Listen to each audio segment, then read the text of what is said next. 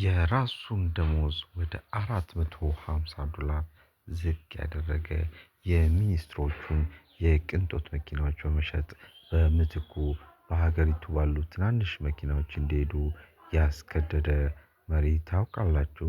ዛሬ ስለ አፍሪካው ኩራት ቶማስ ሳንካራ እናወራለን።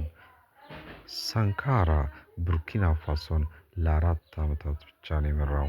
ነገር ግን በእነዚህ አጭር ዓመታት ውስጥ ተአምር ሰርቷል። ሀገሪቱ ላይኛው ቮልታ ከሚለው የቅኝ ግዛት ስም ተላቃ ቡርኪና ፋሶ ወይም የታማኝ ሰዎች ሀገር እንድትባል አደረገ። ያለምንም የውጭ እርዳታ ህዝቡን በማስተባበር 700 ኪሎ ሜትር የባቡር ሀዲድ ዘረጋ።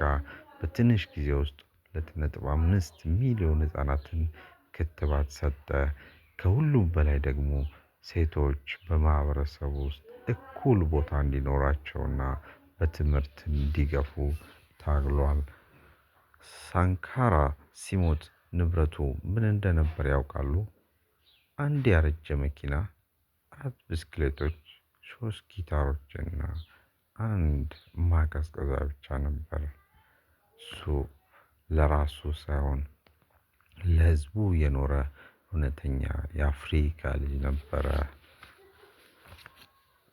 እንደ ሰንካራ አይነት መሪዎች ለአፍሪካ ያስፈልጋሉ?